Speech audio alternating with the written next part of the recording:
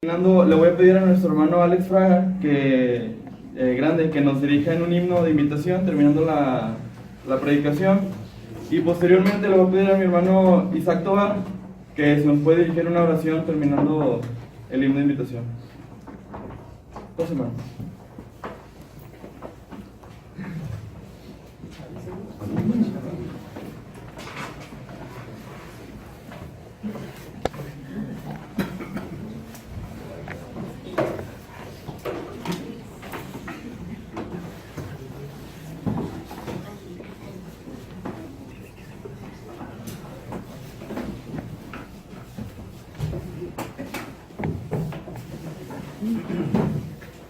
Muy buenos días, Dios bendiga a todos. Muy alegres una vez más de estar con ustedes. Agradezco a Dios y a nuestro hermano Daniel por la hermosa enseñanza que nos ha presentado esta mañana. Estamos viendo un tema muy interesante que tiene por título disciplina, y vamos a continuar precisamente con él. El día de ayer estábamos mirando, si ustedes recuerdan, lo que es la disciplina. Para comenzar, les quiero decir que la palabra disciplina viene de la palabra hebrea que se menciona muchísimas veces en el Antiguo Testamento, específicamente en Proverbios, y la palabra se pronuncia de la siguiente manera.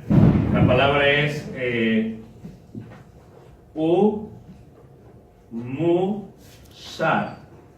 A ver, todos juntos. Musar. Muy bien. Esta es la palabra correcta para la palabra hebrea. Se toman más o menos una palabra hebrea para 16 palabras en español. Por eso en la traducción hay veces se mirará en Proverbios como corrección, como instrucción, como enseñanza, como guardar, como castigo, como prevención. Así que esta palabra se traduce en Reina Valera en el Antiguo Testamento aproximadamente por 16 palabras. Umusha. Es una palabra muy interesante. Ayer veíamos también los aspectos de la disciplina. Veíamos que hay 4 aspectos con un solo objetivo. El objetivo es la eternidad.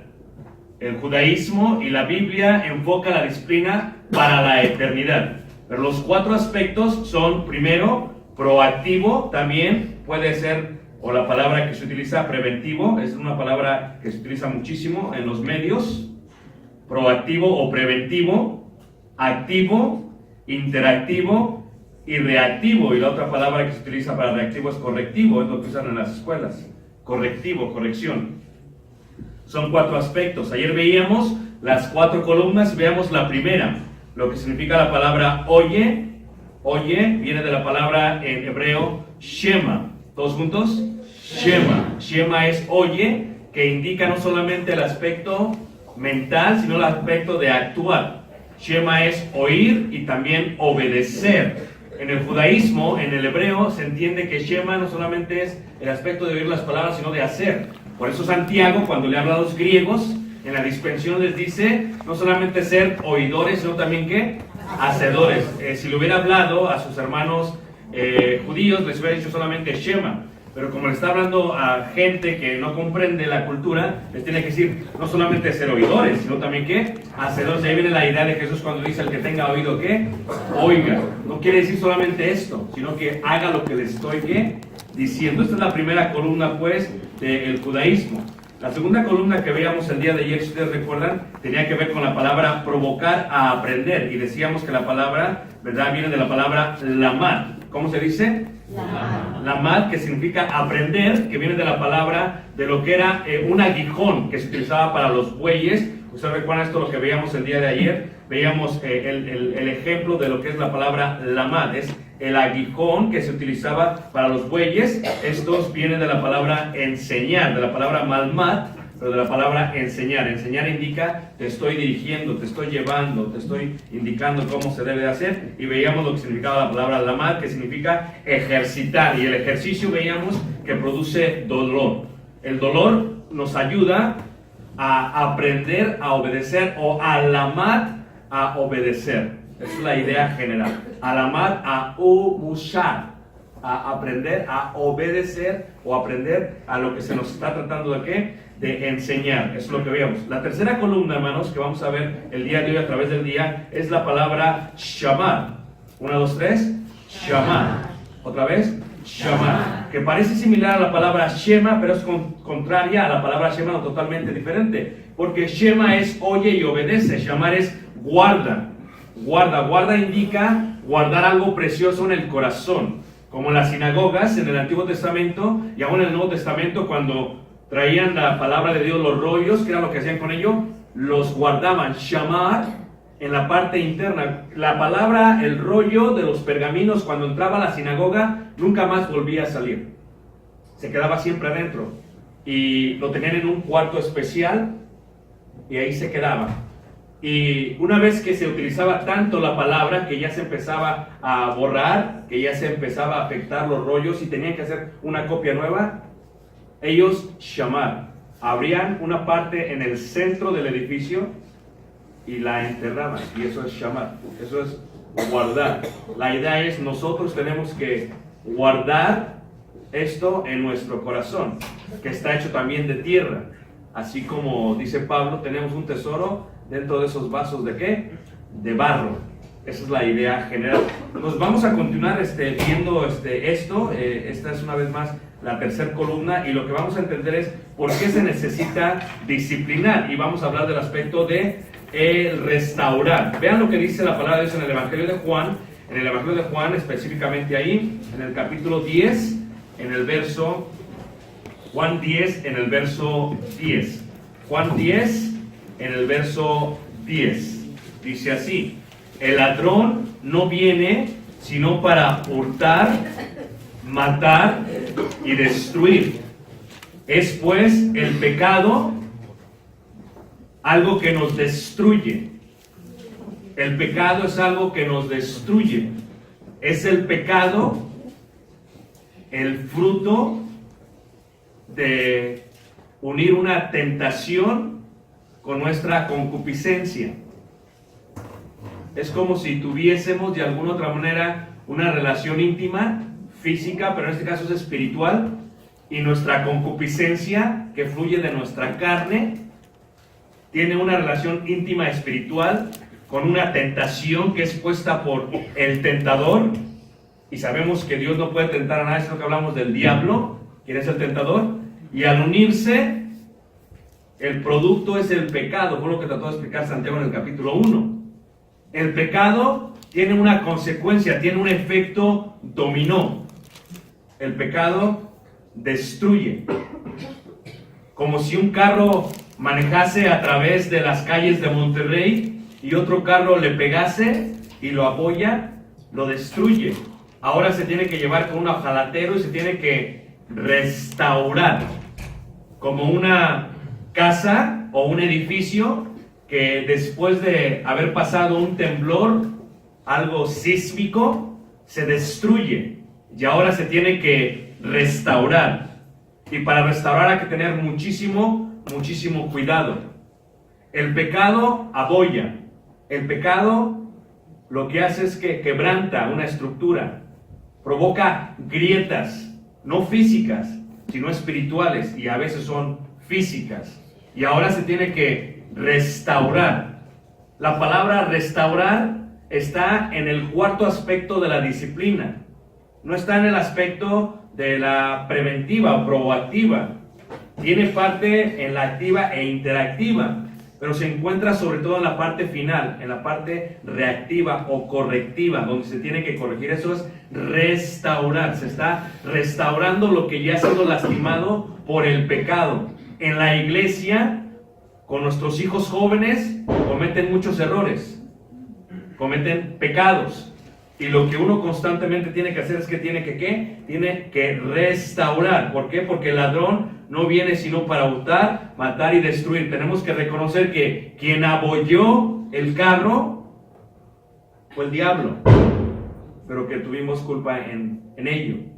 Quien destruyó la casa fue el diablo, pero que también nosotros tenemos culpa porque no la edificamos con un material como la deberíamos de edificar. El problema que existe, hermanos, con la disciplina, específicamente dentro de la iglesia, es que donde no hay castigo o corrección, o donde no hay reacción por violar la ley, se pierde muchísimo el respeto por la ley o por el dador de la ley. Y una de las cosas que tenemos que entender, hermanos, primero es cómo es que se va a emplear la restauración. Y aquí le voy a hablar un poquito a todos los varones. Levanta la mano, ¿quién es hombre, hermanos? No, es que quiero asegurarme. ¿Okay? Voy a hablar de ustedes primero. Dios tiene un organigrama bíblico. Levanta la mano, ¿quién no entiende lo que es organigrama? ¿Todos lo entienden? Sí. Okay. ¿Me lo pueden explicar entonces? Ok. Brevemente, un organigrama es cómo se establece la autoridad. Primero, tenemos que entender que Dios está sobre todo, según primera carta de Corintios capítulo 11.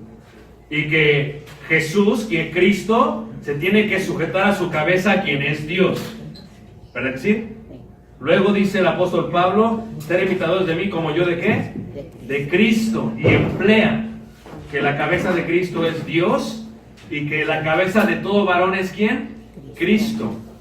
Y luego seguimos con ello y decimos que quien está bajo nuestra autoridad es la mujer, por voluntad propia. Creo que ayer me decía Eunice Zapata que se quería casar y estaba muy contenta, que se casa en noviembre, y creo que su hermana se casa en octubre. Me estaban platicando y le decía yo al hermano, a su padre, no sé si felicitarlo o darle el pésame, porque el golpe es duro, apenas se va a recuperar y se casa la otra. Pero el detalle es que ellas como hijas, aunque una sea licenciada y otra sea doctora, están bajo la sujeción de su papá, que tiene autoridad sobre ellas. Y que cuando ellas se casen, su padre va a pasar la autoridad que él tiene hacia ese varón. Y que en el momento que la pase la autoridad, ella estará ahora sujeta a otro varón. Es muy interesante ese aspecto. Ella está en libertad de escoger cualquier hombre en Monterrey.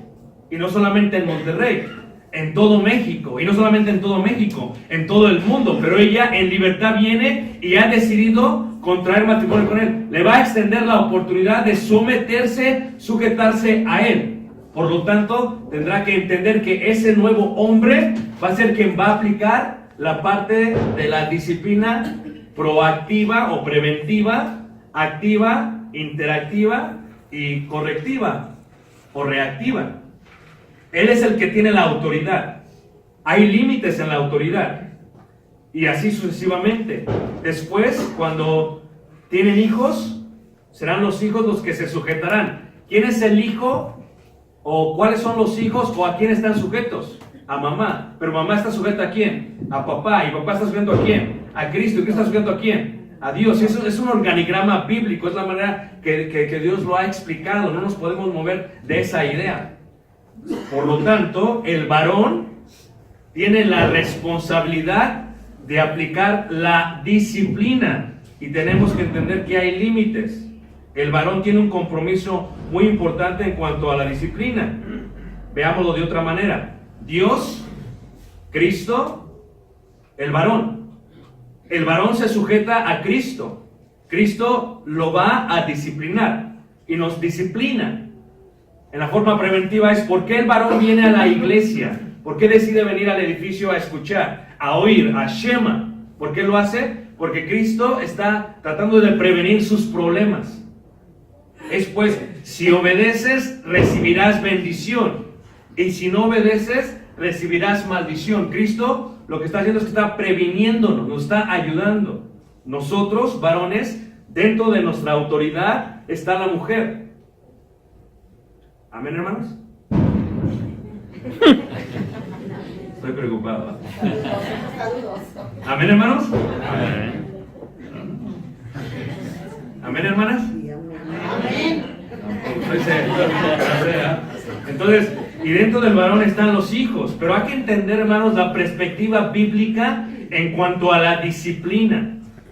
Porque en una iglesia, el cuerpo de Cristo tiene varias familias y cada familia tiene una autoridad, tiene un organigrama bíblico. y así sucesivamente. Por lo tanto, hay límites que yo tengo como predicador con otras familias. Levanta la mano que me están entendiendo, ¿no? Esto es, yo como predicador tengo límites.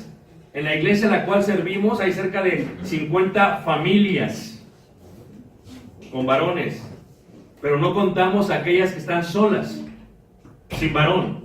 Por lo tanto, yo tengo un límite para poder disciplinar en forma preventiva o en forma proactiva a una hermana o a un joven.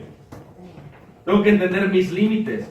El problema que existe el día de hoy en la iglesia es que, levanten la mano los hombres otra vez, los hombres no aplican su autoridad de disciplina para con los hijos.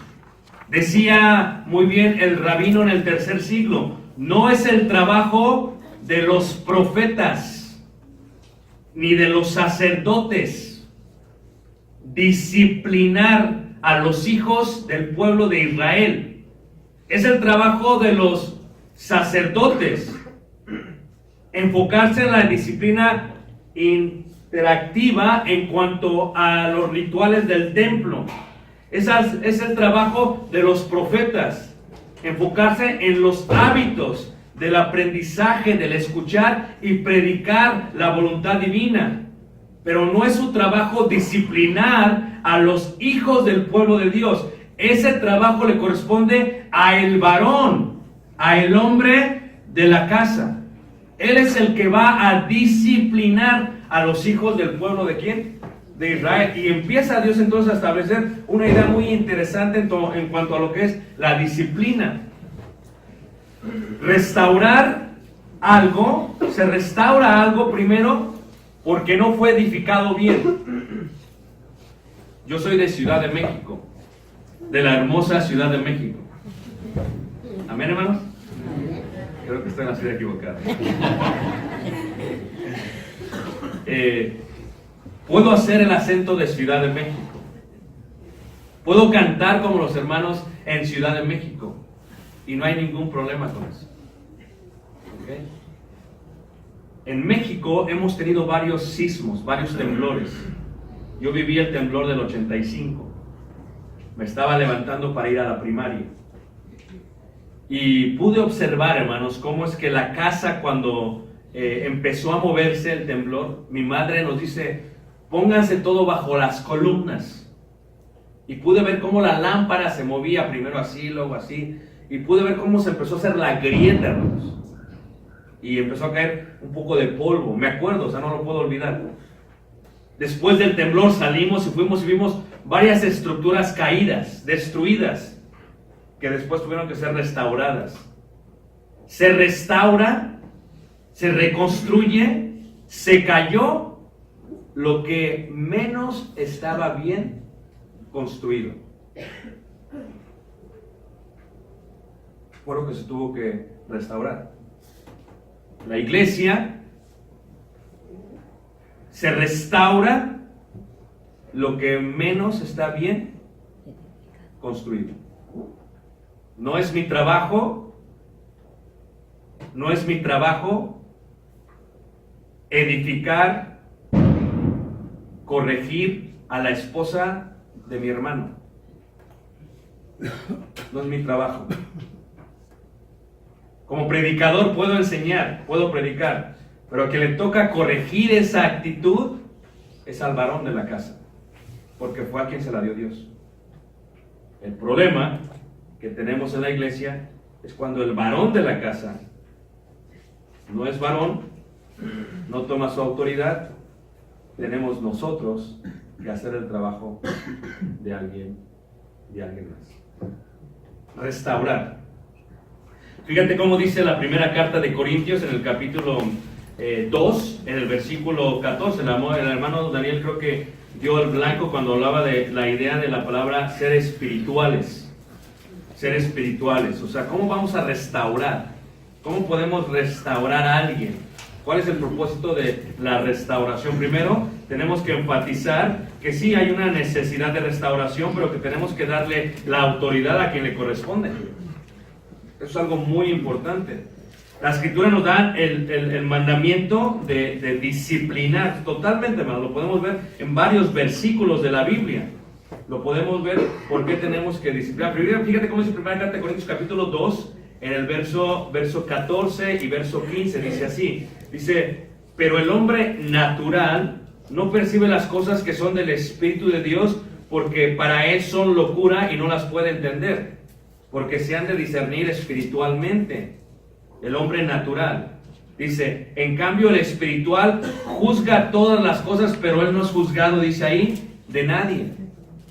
Si en una iglesia hay muchas familias y quienes están en autoridad son hombres naturales, o sea que no son bautizados, a quienes más tendremos que restaurar será a la familia que está bajo ese varón. ¿Por qué? Porque es un hombre natural y no percibe las cosas del Espíritu, no entiende. Es lógico que su esposa llegue tarde a la iglesia. Es lógico que los hijos no quieran venir. Es lógico que los hijos no quieran venir porque ven que su papá se queda en casa. Es lógico. Así está el organigrama. Se rompe, se mal construye, se tiene que restaurar. Y dice ahí, en cambio el espiritual juzga todas las cosas, pero él no es juzgado ¿de quién? De nadie. O sea, si de aquí hay hombres, y estos hombres... Levanten la mano los hombres otra vez, hermano. No les den temor. Ustedes son, si son espirituales, no tendríamos por qué corregir a sus hijos. Su hijo no tendría que aparecerse en el edificio con una noviecita que no fuese cristiana, si ustedes son espirituales. Si ustedes no son espirituales, entonces vamos a tener que corregir esa parte, pero tendremos que respetar la autonomía y autoridad tuya. Y si tú no eres espiritual y eres carnal, vas a debatir y discutir con nosotros la palabra de Dios. Pero nosotros nos tenemos que sujetar a Cristo y Cristo a Dios. Y todos nos tenemos que sujetar a la Biblia. Y si no nos sujetamos aquí, hermanos, entonces ¿cómo podemos aplicar una disciplina proactiva o preventiva? Dice ahí en el versículo 16, porque ¿quién conoció la mente del Señor? ¿Quién la instruirá? Mas nosotros tenemos aquí la mente de Cristo. Esto es lo que Cristo quiere que hagamos. ¿Están de acuerdo que la iglesia es de Cristo, hermanos? Amén. Entonces, si la iglesia es de Cristo, todos nos sujetamos a la mente de Cristo, a el pensamiento que Cristo tiene para nosotros. Versículo 1, 3:1 dice, de manera que yo, hermanos, no pude hablaros como a espirituales, sino como a ¿qué? Como a carnales. Es un gran problema. O sea, ¿cómo voy a restaurar a alguien que es carnal? ¿Cómo puedo restaurar a alguien? Primero tenemos que respetar las vías de la autoridad que cada uno tiene. Yo le decía brevemente a los hermanos, dice ahí, no pude hablar como a espirituales, sino como a carnales, como a niños, ¿en qué? En Cristo. En Cristo. Si una hermana anda de chismosa, aquí, me han entendido que aquí no hay chismosas en Monterrey. ¿A quién le gustan las historias? Levante la mano, ¿quién le gustan las historias? A nadie. Muy bien, no la levantan, porque no hay gente chismosa aquí. Entonces, he entendido que aquí no hay mujeres chismosas. Pero si hubiese una hermana chismosa, o que proyectara calumnia, o que fuese muy coqueta con los hermanos, a quien le corresponde restaurar y corregir esa actitud, es a su hombre, es a su varón, es a su rey, es a su presidente, es a su esposo. A él le corresponde tomar cartas en el asunto. Pero si el hombre es carnal, como dice aquí, entonces el hombre va a tender a como decía nuestro hermano, a dividir, a causar problemas, a empezar a debatir cosas.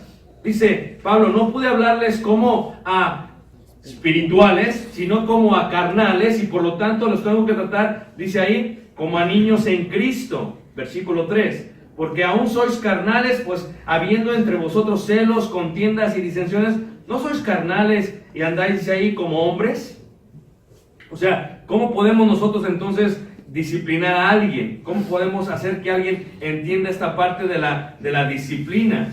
El uso de la disciplina se mira en el Antiguo y en el Nuevo Testamento, hermanos. Se usa en varias partes, pero no solamente tiene que ver con ser correctivos. la iglesia de Cristo en este tiempo tiende a reaccionar solamente, tiende a corregir solamente y no tiende a prevenir. Primero, lo que se tiene que enseñar es que tú como varón eres el que está al tanto de tu casa. Tú eres el hombre de Dios. Y por lo tanto, tú tienes que llenarte de esto para que tú puedas mushar a toda tu familia. No nosotros, tú. Porque tú decidiste casarte. Nadie te obligó a casarte, ¿verdad que no? Tú quisiste ir y regalar flores. Tú quisiste ir y pedir a la esposa. Tú quisiste ir a hacerte un poeta. Ahora, aguántate porque tú te casaste. Y por lo tanto, tú casándote, ¿qué tienes que hacer ahora? Con esa autoridad viene una responsabilidad. Tú tendrás que disciplinar. Y tú, nadie te obligó, decidiste ser muy romántico con tu esposa. Y decidiste con tu esposa. Y por lo tanto tuvieron hijos. ¿Verdad que no te obligó tu esposa? No, tú decidiste hacerlo. Y ahora que tienes hijos, tienes que ¿qué? Disciplinar, porque están bajo tu ¿qué? Tu autoridad, dice el apóstol Pablo, porque el hombre es la gloria de Cristo, pero la mujer es la gloria del varón. Tu esposa te representa a ti, como ella habla, como ella se conduce. Si anda de chismosa, es porque no lo has corregido. Si le falta el respeto a los hombres, si no se sujeta a la autoridad, es por eso. Y hay mujeres que se les hace muy difícil sujetarse y por lo tanto, si no se sujetan a su varón, tendrán que ser disciplinadas no por su varón, sino por aquellos que están en cargo de la iglesia para prevenir los problemas en la iglesia. O les hago una pregunta, hermanos, y no se sientan mal, ¿ok? ¿Algunos de ustedes han visto que hay problemas en la iglesia por una mujer? Levanten la mano.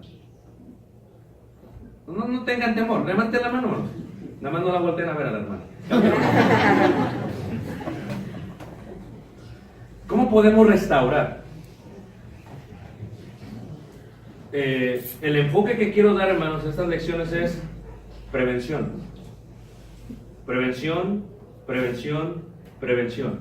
Primero, tenemos que llegar a ser espirituales y no carnales.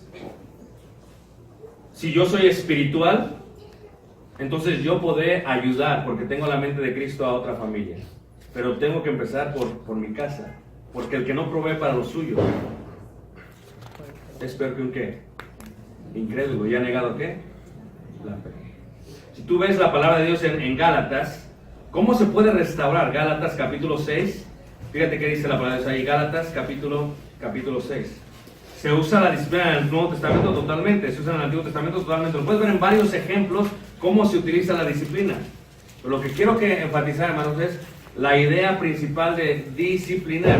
Cuando tenemos un problema en la iglesia, hermanos, ¿okay? La mayoría de los problemas que tenemos en la iglesia, o de los pecados que tenemos en la iglesia, es por falta de disciplina preventiva o proactiva. Y en su mayoría es por la falta de poder llevar a cabo nuestro rol como varones. Les doy ejemplos. Está el valle de Jezreel, al lado del valle de Megido. Y al valle de Jezreel se sube un monte. Y arriba del monte se encuentran las ruinas de lo que era un precioso castillo. No como el medieval, sino como los antiguos de los pueblos cananeos. Y adentro se encontraba un hombre que se llamaba Acab. ¿Cómo se llamaba el nombre, hermanos? Acab. Y tenía una esposa, y la esposa se llamaba Jezabel. Todavía porque no existía Monterrey, ¿no? Algunos pensarían que era de Monterrey, ¿no? Dice la hermana, no, perdón. De Ciudad de México. Ciudad de México. Y entonces este hombre tenía todo y mira hacia abajo en el valle de Jezreel y se da cuenta que hay una hermosa viña. Este hombre tiene viñas por todo Israel. Tiene viñas en las montañas de Judá. Tienes viña en la parte de Galilea. Tienes viña en la tierra de Dan. Tienes viña cerca del mar Mediterráneo. Pero vio una viña y el problema con la viña era que no era ¿qué? Su viña. Y entonces viene la mujer y lo ve triste. ¿Qué tienes? Y le cuenta. Y dice, como cualquier mujer de aquellos tiempos, ¿cuál es el problema? Haz como hizo mi padre. Quítasela. Hay veces no aplicamos la disciplina en la iglesia por la gran influencia de la mujer que está detrás de las cortinas de la iglesia. Aquellos que hemos estado en posiciones de autoridad en compañías o corporativos sabemos que no es el que está dando la cara de autoridad quien tiene la autoridad, sino quien está detrás, moviendo todo para que se haga lo que se quiere hacer. Hay veces no se disciplina un problema de fornicación en una iglesia. No se puede restaurar. No porque el hombre no se dé cuenta, sino porque la esposa le dice, no te vayas a meter con mi hija y tu hija. Y cuidado si te metes, ya sabes cómo te va. Y se empieza a quebrantar. 6:1 Gálatas, hermanos, si alguno fuere sorprendido en alguna falta, vosotros que sois espirituales. El gran problema en la iglesia es que hay hogares que el varón es carnal o el varón es hombre natural, esto es incrédulo, la esposa es creyente, los hijos también son creyentes y son los que causan problemas en la iglesia. Entonces, ¿quién puede restaurar? ¿Quién puede entrar? ¿Quién puede quitar el abollo que hay en el carro? ¿Quién puede arreglar las grietas? Alguien que es espiritual viene y dice, vamos primero a hacer un análisis. Pablo dice, yo como perito arquitecto me voy a dar cuenta cómo está la casa. Y dice, bueno, lo que pasa es que el problema con esto es que, pues primero trajo una muchacha o un muchacho y le dijiste que estaba bien. Y después, un mes después se separaron. Después trajo otro muchacho y le dijiste que estaba bien. Y 2 meses después se separaron. Entonces lo que has estado haciendo es que le has estado enseñando o permitiendo que divorciarse está bien aunque no se ha casado. Porque trae y deja. Trae y deja. Y somos una sociedad, hermanos, desechable. ¿Se acuerdan ustedes cuando tomábamos una Coca-Cola? Íbamos a la tienda y pedíamos el refresco al vidrio, ¿verdad que sí? Y nos la tomábamos. ¿Y qué decía mamá, papá? Lleva el refresco y ahí vamos con la botella vacía, ¿poco no? Pero somos una sociedad desechable. Ahora tiramos el plástico. En Estados Unidos se da mucho, hermanos, que sirve el televisor, pero viene un televisor con mejores funciones y se tira el televisor. Y encuentras televisores en la calle. Cuando se hicieron las teles planas, había televisores en toda la calle, hermanos. Y México, siendo la sombra del carácter comercial de Estados Unidos, está empezando a adoptar el mismo sistema, la misma idea. Entonces, tu hijo viene con una muchacha, no te gusta a ti, porque no está a tu nivel, y le dices, no, y empiezas a influenciar. ¿Se acuerdan ustedes que decían, si me traes a alguien aquí es porque las cosas van ¿qué? ¿En serio? En la iglesia, ¿cómo podemos disciplinar? Si el hombre es un hombre natural, o es carnal, hermanos, o es carnal. O sea, primero para restaurar tenemos que respetar los límites de nuestra autoridad. Y tenemos que dejarles a ellos lo que Dios les dejó a ellos. Y tenemos que en forma preventiva en la iglesia, desde el púlpito, predicar y decir, la autoridad y la responsabilidad de tu casa eres tú. Si tus hijos o si tú llegas tarde es porque es la culpa del varón. Todo es la culpa del hombre. Todo. ¿Por qué? Porque la mujer, si hace algo mal, le puede echar la culpa a el varón quien está arriba de él. Le puede echar la culpa a él. Pues, la cabeza que tengo. En la casa no están bien las cosas porque la cabeza que tengo. Pero si el varón le quiere echar la culpa a alguien, no puede decir Cristo, porque choca. Cristo es perfecto. Y se voltea. Y el hambre está entre Cristo y la mujer. y encuentra que su autoridad es restaurar, restaurar, restaurar. ¿Pero qué si es un hombre flojo o un hombre natural, que no es espiritual? Entonces no le preocupa nada, hermanos. El hijo, si está mal, que aprenda. Si la esposa es chismosa, ahí ella luego a ver qué pasa. Y no se da cuenta que ella lo está representando a él. Y que uno como varón, hermanos, tiene que tener el valor de decirle a la mujer, ¿sabes qué? Me enteré, me dijeron que estás hablando un poco de más. Y tiene que empezar a corregir, a restaurar. Porque la calumnia se compara, hermanos, aún con el homicidio. Y si todos los hombres de la iglesia hicieran su trabajo, hermanos, no tendríamos muchos problemas en la iglesia. Os se los digo porque yo estuve mucho tiempo en negocios. El 75% de los problemas de la Biblia son causados por una mujer. ¿Ok? Si no, pregúntenle a Sara. O pregúntenle a Eva. ¿Ok? O pregúntenle a Betsabé. O pregúntenle a Salomé. Todos los problemas, en su mayoría, vienen de la mujer. Pero la culpa es del hombre. Porque el hombre no hizo algo al respecto. ¿Quién debe de restaurar a mis hijos? Yo. Si mi hijo está mal, yo soy el que tengo que hacer algo al respecto. No tengo que esperar que los hermanos vengan a restaurar a mi hijo. ¿Quién debe de edificar, construir bien a mi hijo? Yo. Porque yo soy perito arquitecto. ¿Y cómo lo voy a edificar? Porque se vienen temblores, se vienen sismos. Tengo que empezar a preparar esto. Porque mi hijo va a tener que enfrentarse con la tentación, enfrentarse con el pecado. Yo tengo que empezar antes de que pase, prevenir el problema. ¿Cómo? Le voy a enseñar a orar. ¿Cómo? Orando con él. ¿Cómo? Le voy a enseñar a estudiar. Yo lo voy a provocar. Y yo le voy a enseñar a obedecer. Y dice ahí, vosotros que sois espirituales, dice, restaurarle con espíritu de mansedumbre. El hermano fue sabio cuando decía, la humildad y la mansedumbre es importante para eso. Pero la iglesia, hermanos, de Cristo, a veces parece un caos. Pero si cada varón cumpliese su función, no habría muchos problemas. Si cada varón cumpliese su función, no habría muchos problemas. Pero ¿qué sucede? ¿Cómo restaurarle cuando el varón no hace lo que tiene que hacer? ¿Cómo? Ya después. ¿Cómo se puede corregir? Fíjate cómo dice la palabra de Dios, hermanos, ahí en Mateo capítulo 18, en el versículo 15 al versículo 20. Dice ahí, Mateo 18, 15 al 20. ¿Cómo puedo yo restaurar a alguien? Dice ahí, Mateo 18, 15 al 20.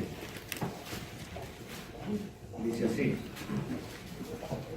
Por tanto, si tu hermano peca contra ti, ve y repréndele estando tú y él ¿qué? Solos. O sea que hay una forma de restaurar. Hay 4 pasos. Primer paso, ve tú solo. Ve tú solo. Hay veces que como varones nuestras esposas se pelean o empiezan a causar problemas y tenemos que decir, ¿sabes qué, hermano? Pues te invito a un cabrito. Vamos al gran pastor. ¿Está bien, hermano? Sí, hermano. Y nos sentamos. ¿Y sabes qué, hermano? Pues escuché que mi esposa y tu esposa tienen su problema. Vamos a arreglar este asunto. Porque está bajo tú. ¿Bajo tú qué, hermanos? A veces los hermanos cometemos el error que decimos, a ver, hermanita, ven, quiero hablar con usted. Y empieza a corregir, empieza a restaurar y no toma en consideración a su cabeza. Y luego viene la cabeza, ¿por qué le hablaste a mi esposa así? Porque tu esposa, y empieza el problema. Y si son carnales, empieza a haber divisiones. Y la hermanita, cuando hay problemas, se queda atrás, que se peleen ahí. Yo no hice nada. Yo estoy tranquila. Si hay un problema, ¿cómo restauro? Voy yo primero y estando él y yo solos. Yo y él solo.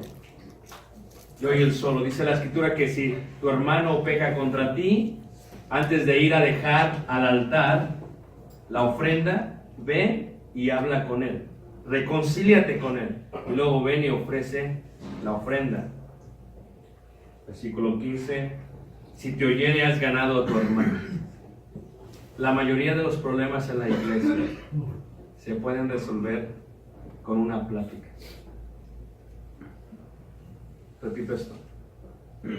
La mayoría de los problemas en la iglesia se pueden resolver con una plática. La mayoría de las restauraciones, a eso se refiere Santiago, que si una persona se ha desviado del camino, restáurala. Y a veces toma solamente que alguien se tome el tiempo, hermanos. Escuchen lo que les voy a decir, hermanos, ¿ok?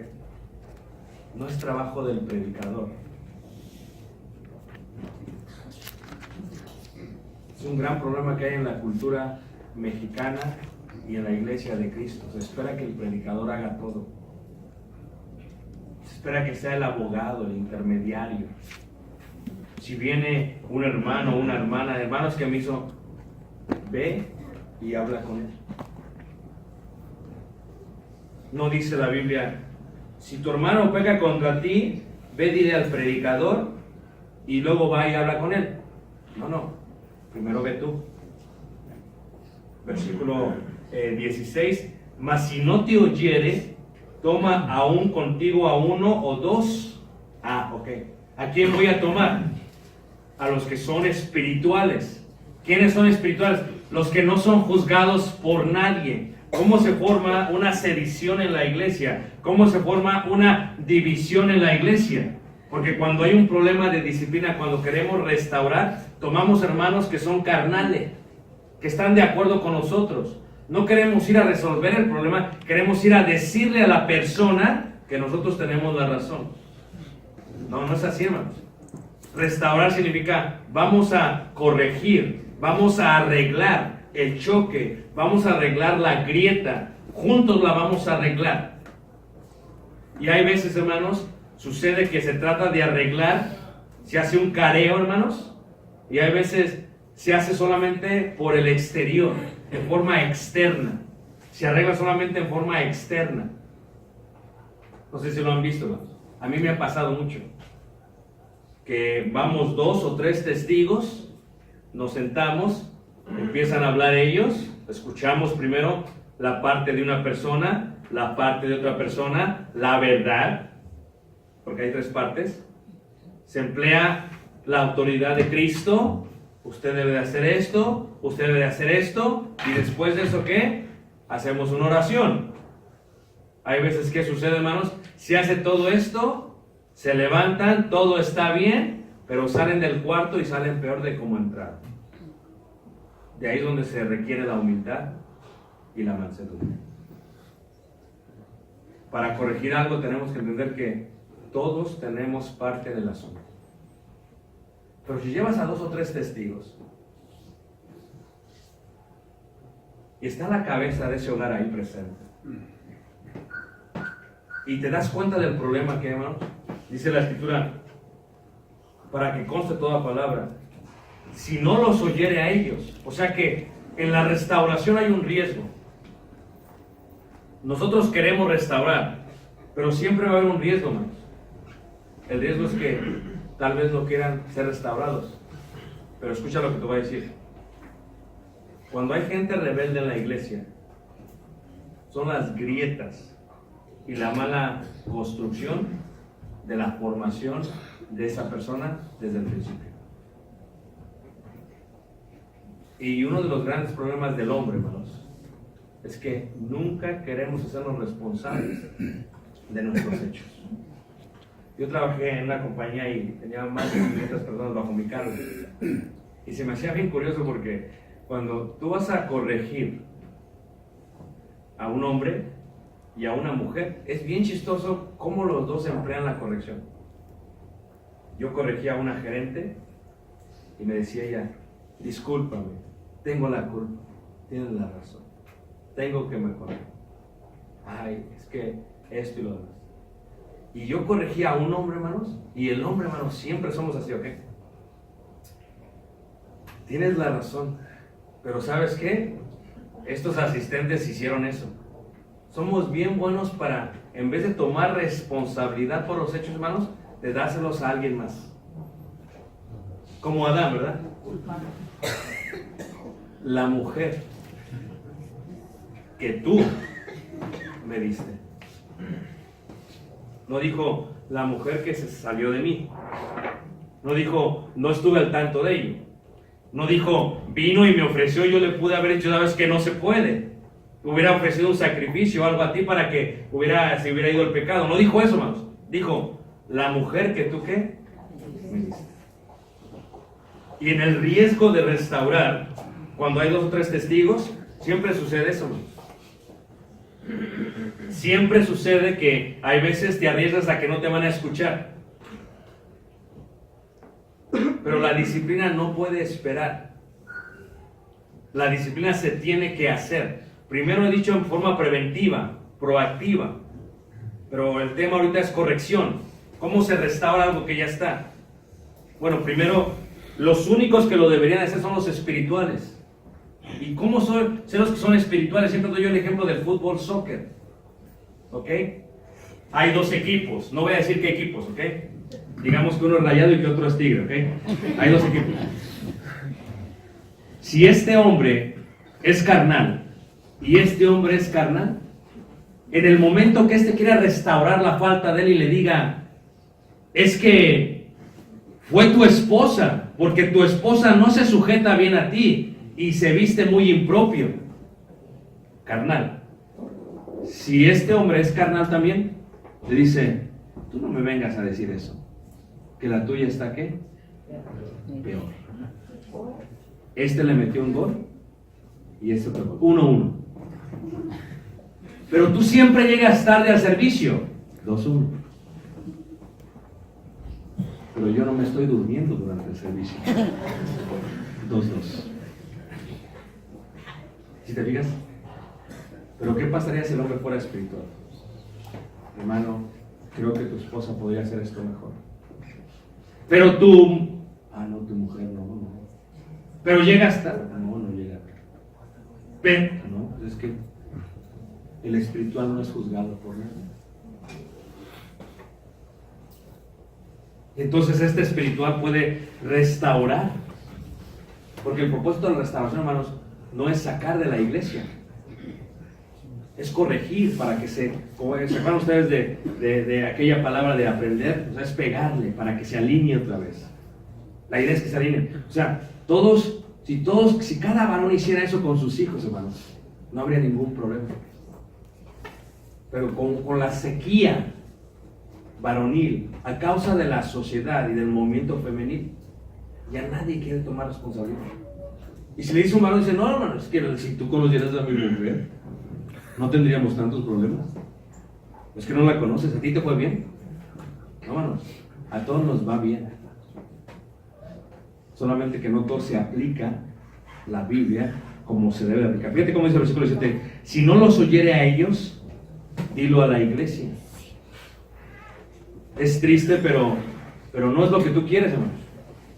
En las iglesias a veces, hermanos, no se restaura hasta este nivel y todos saben, como dicen, ¿verdad? Hay un gran elefante en el cuarto, pero nadie quiere decir lo que está pasando. Todos saben lo que está pasando, pero nadie quiere afrontarlo. Y el arte, hermanos, es afrontarlo con misericordia y tacto y condenarlo. Pero afrontarlo. Es un arte, hermanos. Los espirituales saben que también ellos pueden caer de la gracia. Fíjate que tú también puedes caer, puedes estar en ese lugar. Por lo tanto, ten cuidado cómo lo haces.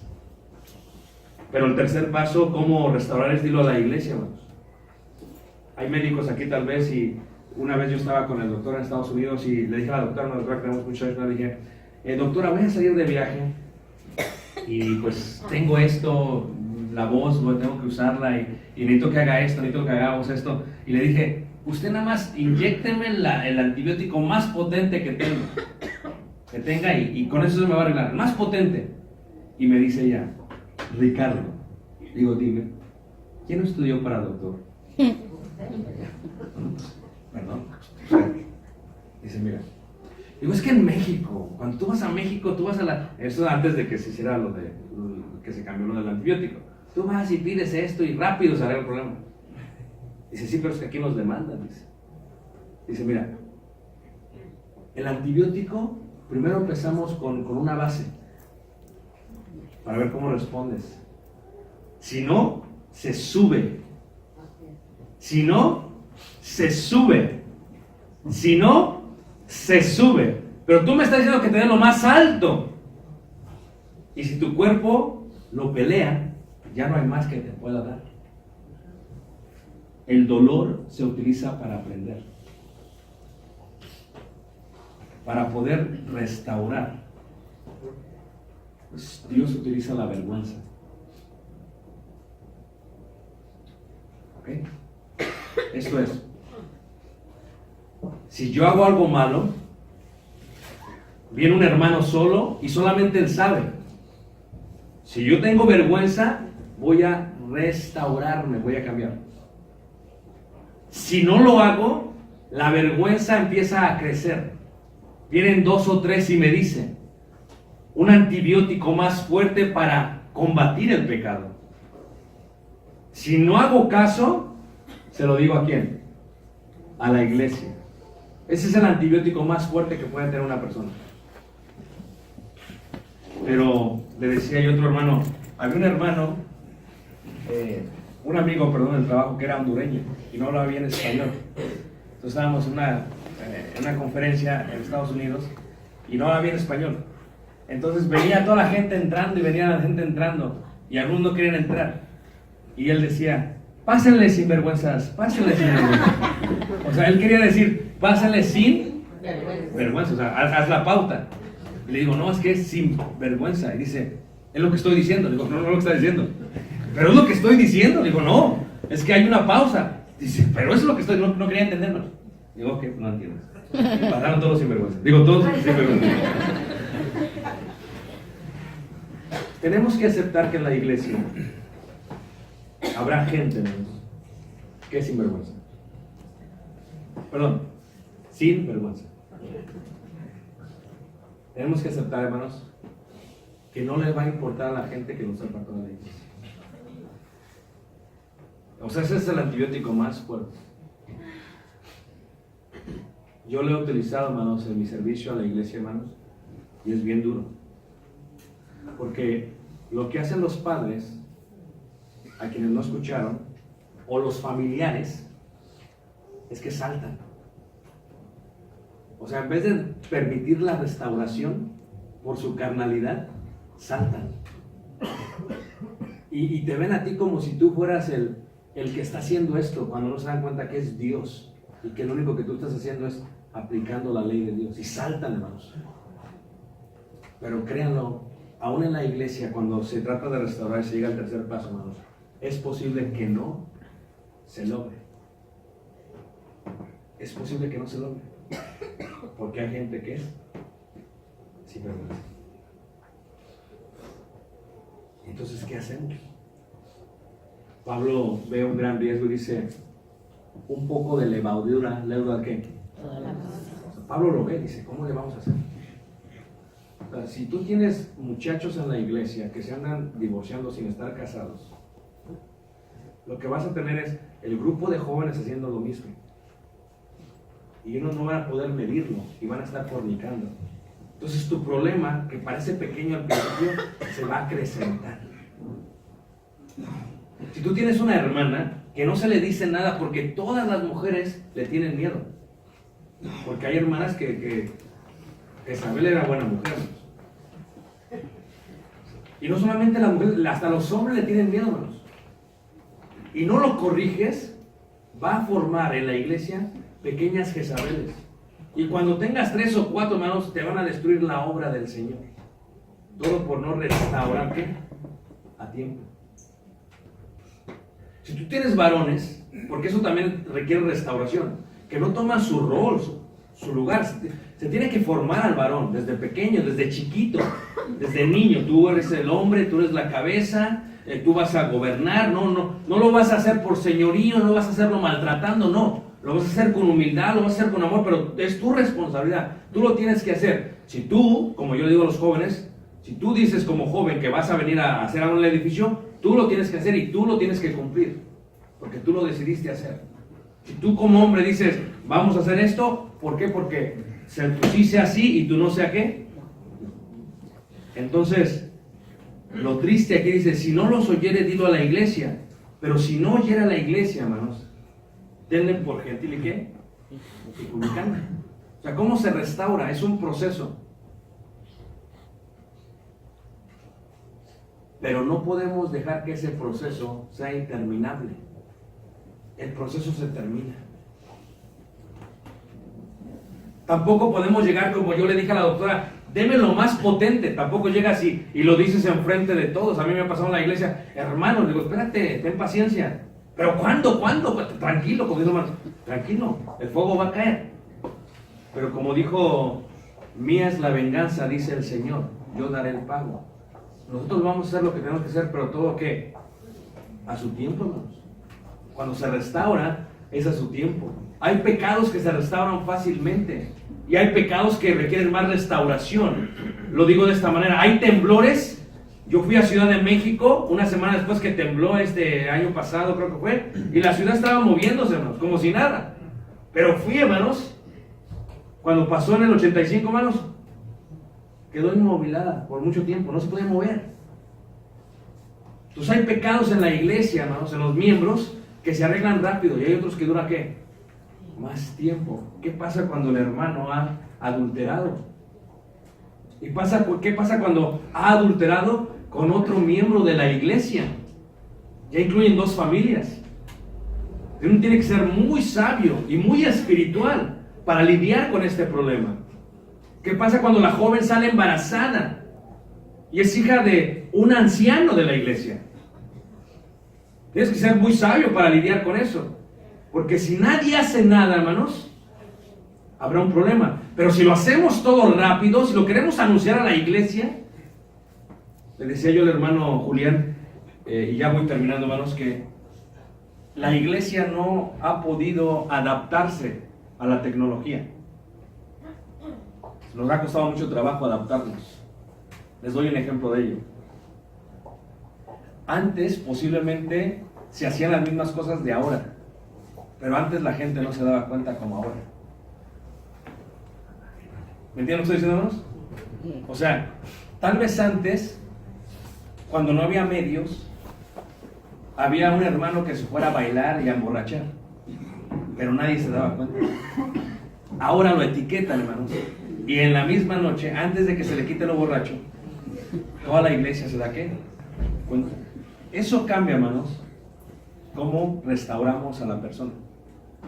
Y eso cambia también el proceso. Porque se mantiene lidiando con la restauración individual para que la iglesia no se perturbe. Pero ¿qué pasa cuando ya toda la iglesia se dio qué? Se dio cuenta. Entonces tú tienes que lidiar con el pecado ya de una manera pública. Y esto ha cambiado la adaptabilidad de la iglesia, ¿no? La iglesia le ha costado trabajo adaptarse a esta parte. Dice finalmente, tenle por gentil y ¿qué? Y publicano. No es, hermanos, la intención, no es el propósito, no es lo que uno quiere, hermanos. La disciplina no tiene el propósito de llegar a que alguien sea excomulgado. ¿Entienden lo que es excomunión, hermanos? Levanten la mano, ¿quién la entiende, hermanos? Es, no voy a tener comunión contigo. Y la iglesia lo tiene que respetar. ¿Por qué? Porque la Biblia lo manda. Pablo en primera carta de Corintios dice, no te digo que no te juntéis con un fornicario, ni con un ladrón, que sea del mundo, dice. Porque en tal caso sería necesario salir del mundo, dice. Te digo que con alguien que se dice ser hermano, pero es esto y esto con el tal, y aunque es un proceso de excomunión. Pero si la iglesia, hermanos, no restaura, porque al final del día lo que queremos hacer es restaurar, ¿están de acuerdo, hermanos? Nuestra autoridad es para edificar y no para destruir. Si no restauramos bien, hermanos, puede haber un gran problema en la congregación. Termino diciendo esto. La iglesia del Señor sufre mucho, pero sufre, hermanos, porque nos hemos olvidado de nuestros roles como varones. La iglesia del Señor sufre mucho, pero porque nos hemos olvidado de los parámetros de la Biblia en cuanto a lo que está bien y lo que está mal. Queremos restaurar la iglesia totalmente, hermanos, Pero cuando una persona no quiere ser restaurada, hace más daño dentro de la iglesia. ¿Duele? Sí. ¿Duele tenerle por gentil y publicano? Sí. Pero también es un error tenerle por gentil y publicano cuando no se ha llevado el proceso. Tiene que tomarse el tiempo, y eso nos corresponde a todos y a todos cada uno de los miembros de la iglesia.